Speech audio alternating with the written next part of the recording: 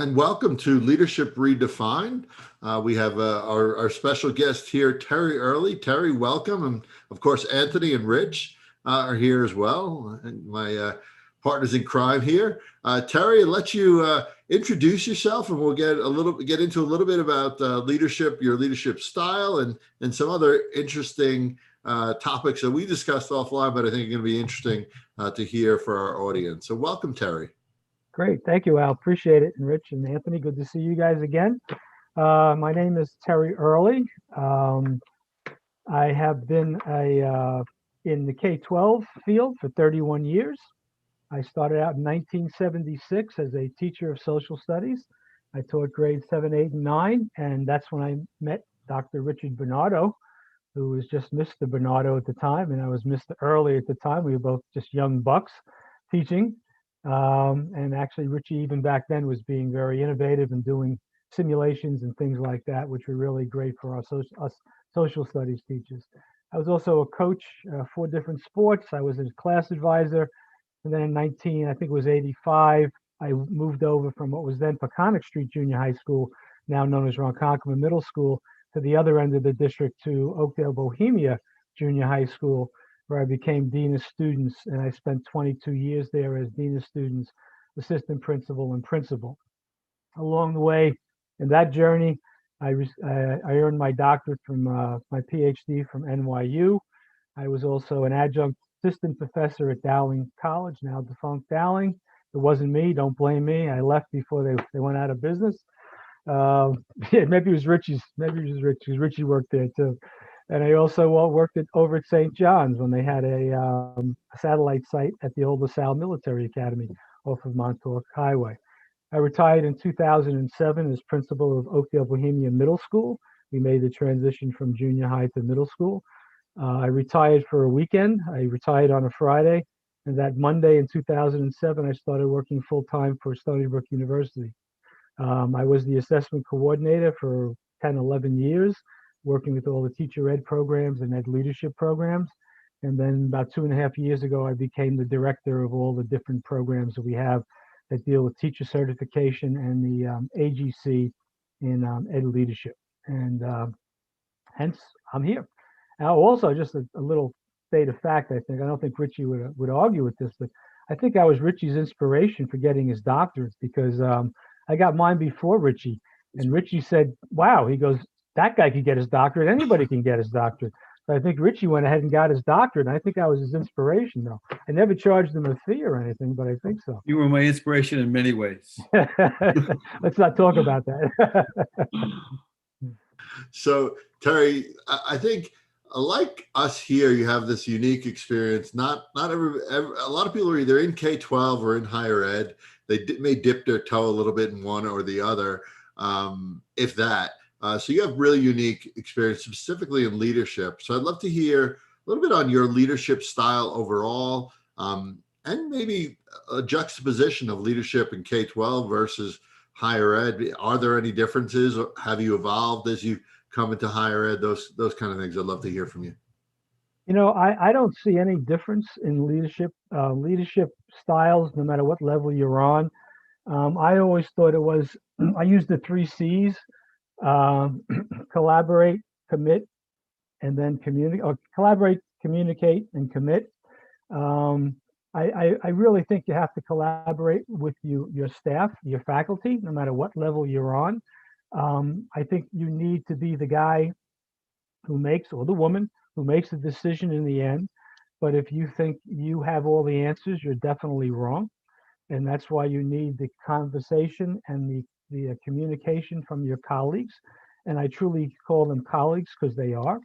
And then, of course, they have a stake in it as well.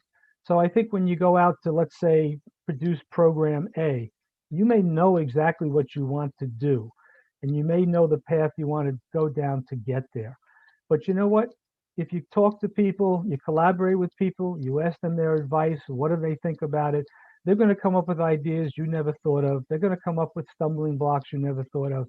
So in the end, maybe that 100% down that path is tweaked a little bit, and there's a couple of turns, and maybe you come up with 90 to 95% of what you really wanted to do, and you modified certain things based upon the input of your colleagues. And then you've come to a conclusion, and then you commit to that, whatever that is you're going to do, what the program is. In the interim, the people that you need to really implement the program have been intimately involved, asked their advice and gave their input, so they're really on board.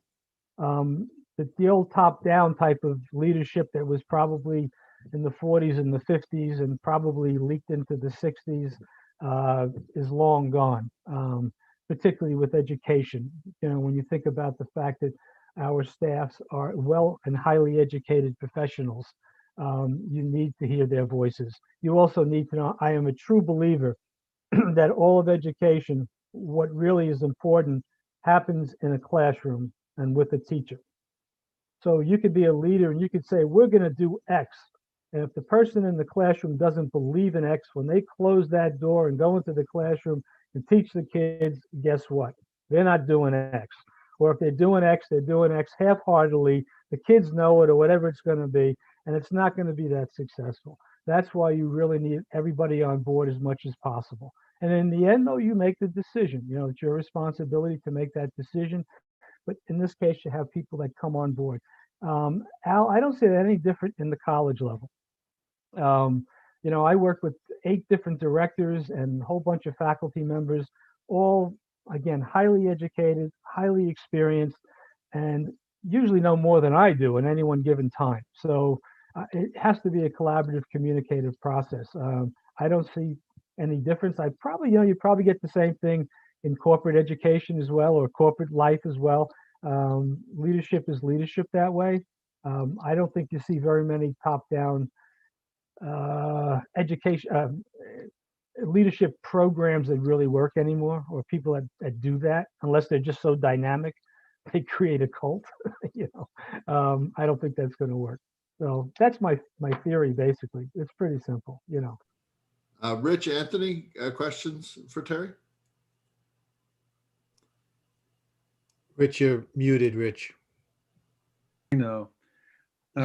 Terry, I have a million questions I'd like to ask you, believe it or not. But the one thing, I was thinking about as I knew you were coming on today, and given your present role, is the challenges of what you're trying with of all the different leadership positions you have, insofar as developing teachers and leaders and I know that it's becoming a hackneyed phrase already. A post-COVID world, and the extent to which, or how good we are, not necessarily Stony Brook, but in general, higher ed is at anticipating the necessities to prepare teachers and leaders to be effective in a world that they didn't necessarily live through back 20 years ago.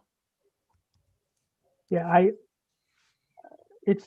believe it's the dedication and the passion in the field itself. Most, if not all, it's life's a bell curve, right?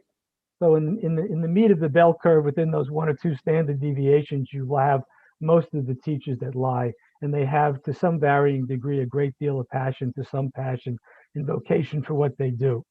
They're there for the children.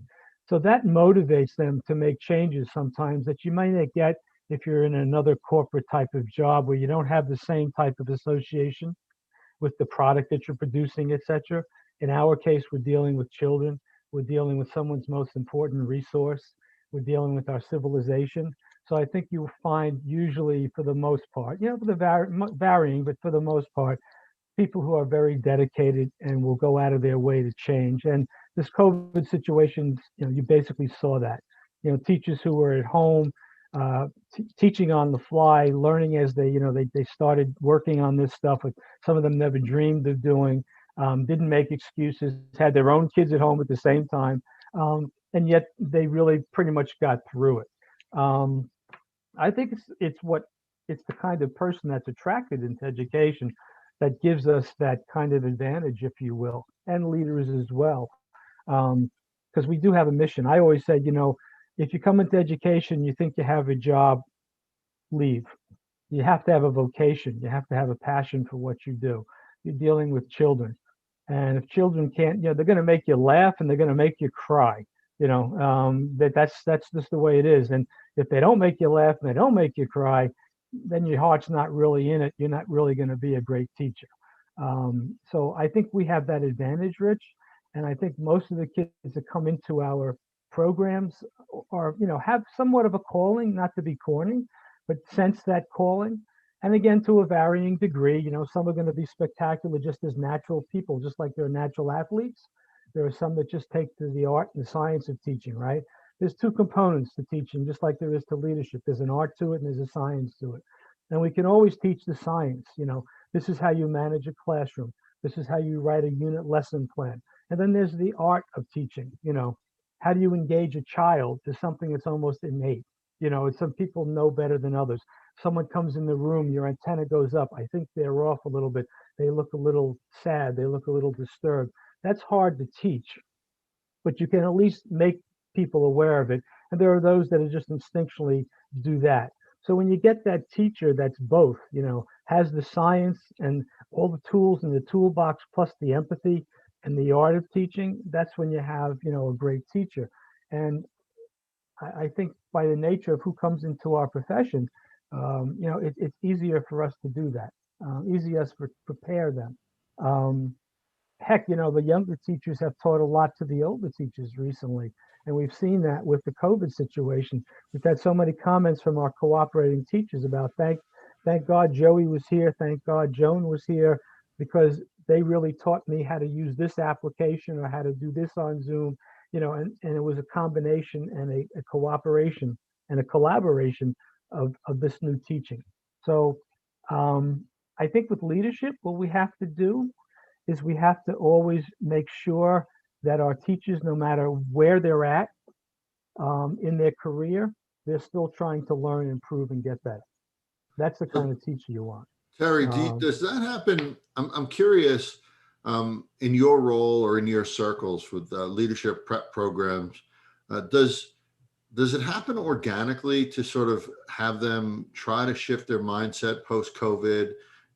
Is it embedded in the curriculum? Is it something that has to be done actively, or is it just organically happening because people see what's out in front of them and they know that there needs to be change, or both? I'm just curious, like your perspective on it, what you're seeing out there, and how that change actually occurs, because it has to occur somehow, some way for us to be successful in education.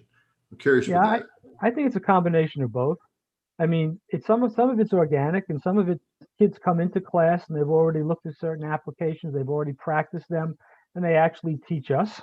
And there are other ones who do not, and you have to obviously expose them to that, facilitate their learning and doing those things, get the right people in that know how to do those things. It's definitely a combination of both, Al, without a doubt. It just doesn't happen. To some kids, it doesn't. It does happen. Look, I always relate it to, I'll say acting, and I know it's going to show my age, but somebody like Al Pacino. There were 100 actors that went into the same workshop that Al Pacino went into and was taught the same thing. Exit right, emote left, cry here, do this, right? But then there is Al Pacino, and no one taught Al Pacino to be Al Pacino. He's Al Pacino. That's why he's a great actor. In education, you have the same thing. You have a large group of teachers who can teach scientifically, all right, accurately, very well, and are very good. And that's what they learn through our programs. And then there are those that are just special, right? Like an Al Pacino, and you don't know why or how that happened. And they're just the ones that come into the classroom and they become the Pied Pipers, if you will, the people that we all remember, right? We all go back to our own, educational days, and we can say, I can remember Mr. So-and-so, Mr. Gibson, in my case, the Valley Stream South. Everybody loved Mr. Gibson. That was innate. That was organic. But it is a combination of both. You have to do both, without a doubt. Anthony? Yeah, thanks for all that, Terry. I can't agree with you more. You use the word simple in terms of your leadership philosophy, and I think it is simple, but I think it's more common sense. And it seems to me that is a missing element in two ways. One, with people as you described in terms of passion toward their profession, toward the job, towards leadership. But I think also in terms of how we teach leadership. And, and it really piggybacks on Al's question is whether this thing happens organically. And one of the things I always love to ask my classes is, the early SBL classes is, are leaders made or are they born? And I still think that's a very relevant question. And I just want to ask you, because you have such a broad experience, what do you think's missing in our leadership programs? And maybe even our teacher programs. Well, I mean, I don't think I'd say it's a deficit. I could see it actually adding to getting more experience. Experience is a wonderful teacher. I can remember the first day I was a dean of students, someone called me up, some irate parent, and they threatened to sue me and call their lawyer. And my face dropped to the floor. I turned white, and I was about ready to go home and cry. And then when within 15, 20 years of being an administrator, when someone kind of threatened you with being suing you or something, it was like, oh, come on, really? Right. Nah, we don't want to do that, do we? And you had a whole shtick about what was going to happen and this and that, and experience is a wonderful teacher. I wish the kids had more time in the classroom. New York State's changing. I was on the clinical practice committee for New York State. New York State is going to, in 2023, it was 2022, but they changed to 2023 because of COVID. They're going to a full 75 days of student teaching. Right. Unfortunately for us in the SUNY schools, that's nothing new. That's what we did anyway. But for some schools, it's going to be a dramatic change because they did the 40 days, and some of them didn't even do full days. Now it has to be full days, 75 days as of 2023. Again, for somebody like Stony Brook, we already do that in the rest of our SUNY schools. But I would like even more than that. I would like kids to start out in the classroom. The way our program is, there are some programs that do that, and I think that's great. Our program, because our kids are getting a content level degree, really don't enter the classroom until their last thing that they do. Right. And while we're very successful, you hate to see that kid who just goes into student teaching at the last thing they're doing before they graduate, and they figure out this is not for me. That's horrible, right? Yes. It happens once in a while. I'm not going to lie, it happens once in a while. I would love to have them start teaching earlier, be more active in the schools, have stronger partnerships with our school district. We have some wonderful partnerships within our Long Island school districts, but as you all know, Long Island is a very unique animal. We have 124 school districts. So, it's very difficult to, like some of my colleagues, they come from a regional area where there's a regional BOCES and everything goes through that. And if BOCES says X, then everybody does X. Here we have 124 school districts, and if one says X, the other says Y, the other says Z. You don't even know how you're placing kids, quite frankly. There's nothing uniform about it. So we have to kind of, tread through that territory a little bit. But I would like to have stronger emphasis on experience. I always thought, and think about it yourself, and if you're a K-12 teacher, I know Richie and I were, that's when I learned to student teach, right? When I went into student teach in the class, that was it. All the methods courses and all that. When you actually got in front of the little kids, or the kids, right? That's when you learn to student teach. That's when you learn to teach. Right. I would like to see more of that. And with Ed leadership, we do that. Everybody's working in Ed leadership, right? So it's very difficult for them to have a normal type day of an administrator. They fill in on their off periods. They do things after school. They do things on the weekends. It's just not the same as when you sit down and close your door and you go, oh, I'm the dean. Oh, I'm the assistant principal. Here it goes, right?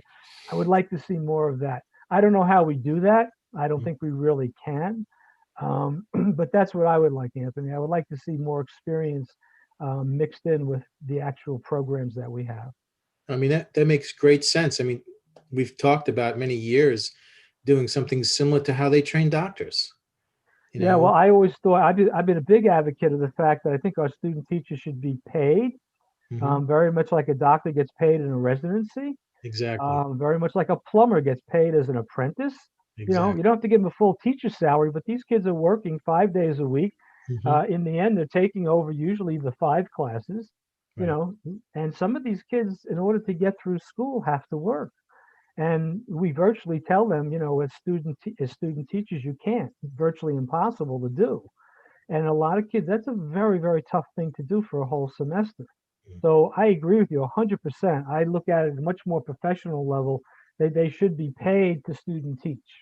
Yes. It should be a residency, if you will. Some programs have something similar. Bank Street has a program similar to that. Yes, they do. Yes. The vast majority of programs do not. So but again, that's moving the mountain, right? Could you imagine going up to New York State and saying, I need $100 million a year because we're going to pay all these, and I haven't figured out the number. I don't know what the number is, but $100 million a year to pay student teachers, and they're going to look at you like, excuse me, and what planet do we live on, but who knows? Maybe someday, So Terry, we're actually, believe it or not, close to time already. I know we had a few things you wanted to discuss, and love to have you on again to continue the conversation. Closing thoughts from Anthony, Rich, and then Terry. We'll let you have the last say here. I want to thank you for coming on. I think a lot of people can learn from your experience, wealth of experience in this space, and can learn from further conversations we can have around this and other things I know you're interested in. You mentioned news literacy as well. We can talk about that on an upcoming podcast too. Rich, thoughts from you, Anthony, and then we'll let Terry have the last word. Rich, you're muted. Rich. Figure it out after a minute. Okay.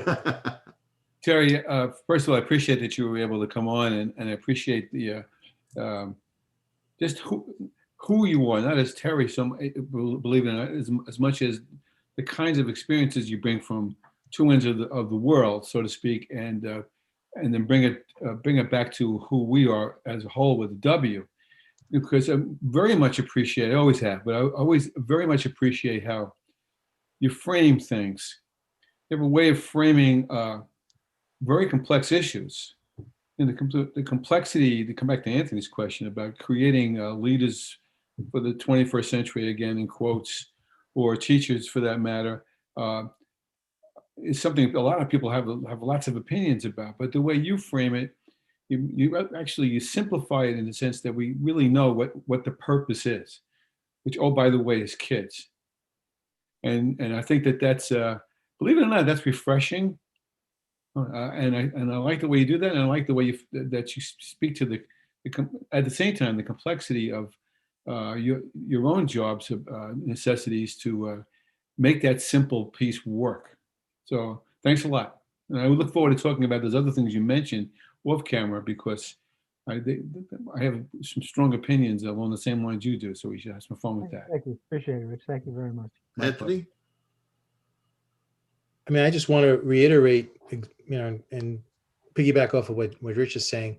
You use the word passion 2 or 3 times, and I can always remember, as a superintendent in the hiring process, the one thing I wanted to discern from a candidate, were they passionate about their jobs and did they love kids? Because you're right, the rest of it we could take care of. We can provide the experiences to learn how to be a competent, capable teacher. And, I'm a perennial optimist to hope that so many of the students who do come into teaching have that passion. But I think we need that passion more than even before, because we have very complex problems and complex issues to deal with, and a lot of which have been, shown through the COVID-19 pandemic, the inequities and the need to change methodology and pedagogy and make it more student-centered. I mean, we really need passionate people. I don't know how we cultivate that, but I certainly believe that this profession, as you so aptly said, needs more passionate people. Thanks, Terry, for coming on. I appreciate it. And Terry, the last thought from you, Terry. Not to put you on the spot, but go for it. I appreciate it. I appreciate the conversation. I think sometimes I see us, sometimes the old war horses that we are, we've been through a lot, and sometimes we're actually we have stuff that's meaningful sometimes, and I appreciate what Rich said. Sometimes we get lost in the technicalities of things, and now the technology of things. No disrespect, Al, I know how great you are in technology, And sometimes we lose sight of what we're still dealing with, which is, and I was taught, I had some great mentors along the way. And I was taught, because leadership is so complex, they said, in the end, you do what's in the best interest of the kids. And that was like the mantra. And certainly politics come into that. And certainly you have to compromise here and there.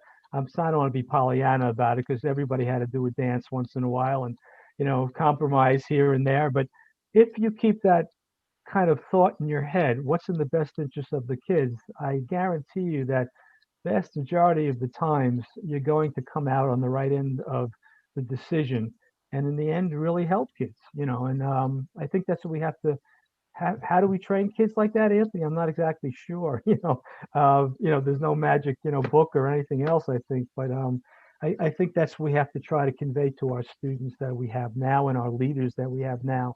That's why you're here. You're here to help the kids, the children. And everything else then kind of falls into place. Like I said, not being Pollyanna about it, there will be times you do compromise. Obviously, Anthony, I'm sure, as a superintendent, you can smile about that, because that's just the nature of the beast. It's an interesting, without a doubt, profession. I mean, we've all been in it for how long, guys? 40 something years or whatever. Can't be all bad, right? Has to be pretty good, actually. Yeah, our collective experience here is close to probably 200 years. It's a lot. Writing. So thank you again, Terry. Love to have you on again. I know you wanted to talk about a couple of things. We'll surely have you on again. We can talk about the other topics too. Thank you so much, and it was really a pleasure having you on and getting you on and to the show. All right. Thanks for the opportunity, guys. I appreciate the conversation. Thanks, Terry. Thanks, Terry.